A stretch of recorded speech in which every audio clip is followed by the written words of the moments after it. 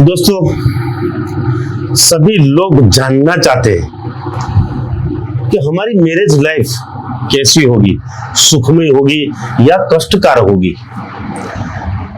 दोस्तों, ऐसी कौन सी चीज है जो कुंडली में होती है तो आपके जीवन में मैरिज लाइफ डिस्टर्ब करती है।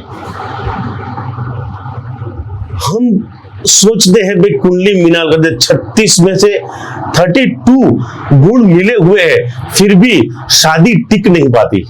ऐसा क्यों होता है? दोस्तों, बहुत सारे एस्ट्रोलॉजर ये देखना भूल जाते हैं 9वां कुंडली का इतना महत्व है मैरिज लाइफ के लिए। बिना 9वां की जो प्रेडिक्शन देख के अगर आपने सही महीने में उसकी कुंडली का विवेचन किया और उसके रिगार्डिंग आपने उपाय दिया तो मेरा विश्वास कीजिए आपका लग्न जीवन सुखमय अवश्य बन पाएगा। तो सारे लोग अभी एप्लीकेशन में देखते हैं कि 28 गुण मिले, 26 गुण मिले। क्या वो सही है? क्या वो देखने का तरीका सही है? नहीं दोस्तों, वो एक जनरल प्रेडिक्शन होती है, सभी कुंडलियों में वो अप्लाई नहीं होती है। आज आपको विस्तार से बताऊंगा कि कुंडली में ऐसा क्या देखना चाहिए, स्टेप बाय स्टेप। दोस्तों, सबसे पहले एक लेडीज के लिए लग्न जीवन का जो कारक प्लैनेट होता है वो देव गुरु बृहस्पति होता है। पुराने जमाने में कुंडली का एक ही ग्रह देखने के बाद एस्ट्रोलॉजर ऐसा बोल देते थे कि आपके जीवन में कोई दिक्कत आएगी नहीं। ऐसा क्यों होता था? क्यों? बृहस्पति एक लेडी के लिए इसीलिए इंपॉर्टेंट बन जाता है। क्यों? क्योंकि बृहस्पति पति का कारक होता है, बृहस्पति कुटुंब का कारक होता है, धन कुटुंब वाणी सेकंड हाउस का वो कारक तत्व उसके पास है।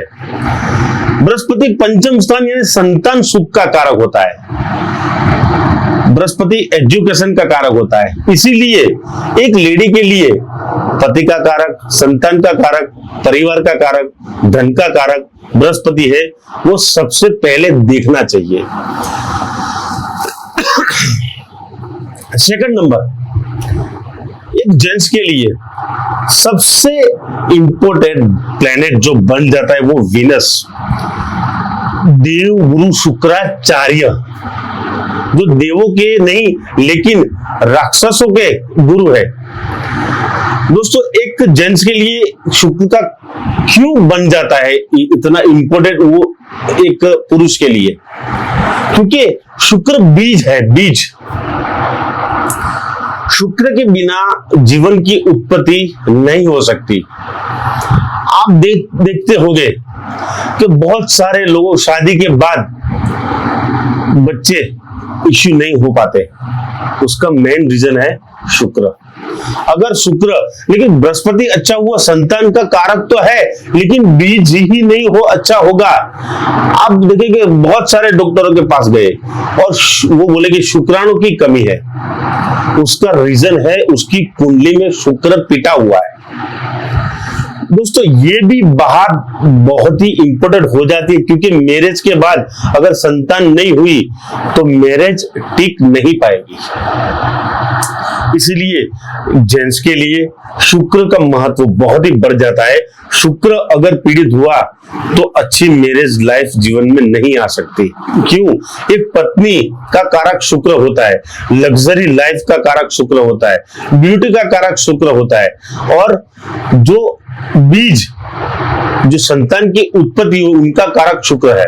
अगर ये जेंट्स की कुंडली में पिटा हुआ है तो शादी में दिक्कत आ सकती है और बहुत प्रॉब्लम आ सकती है। ये सेकंड मैंने आपको बताया कि सेकंड में पति के लिए शुक्र का इंपॉर्टेंट बहुत है। ये दोनों की कारक की तो बात हमने कर ली है। दूसरा स्टेप है मित्रों, लेडीज के लिए सप्तम स्थान का लॉर्ड, जेंट्स के लिए सप्तम स्थान का लॉर्ड अगर पीड़ित हुआ, अस्त हुआ, छठे 8वें 12वें नीच अवस्था में हुआ, किसी भी पाप प्रभाव में आ गया, फिर भी शादी टिक नहीं पाती मित्रों। दोस्तों ये दोनों बात का मैच मिलान करके नवमास कुंडली का भाग्य, देखो नवमास क्यों बोला गया, क्योंकि मैरिज तो सप्तम स्थान से माना जाता है, लेकिन नवमास यानी नवम स्थान। अगर नवम स्थान की कुंडली में अच्छी प्रॉमिस नहीं हुई तो जीवन में मैरिज दिक्कत आने वाली है। अगर आपने रेमेडीज द्वारा ये सारी चीजें सॉर्ट आउट कर ली और रेमेडीज से ग्रहों को ठीक कर लिया तो आपके जीवन में मैरिज लाइफ 100% सुखमय बन जाएगा। धन्यवाद। जय मां अंबे।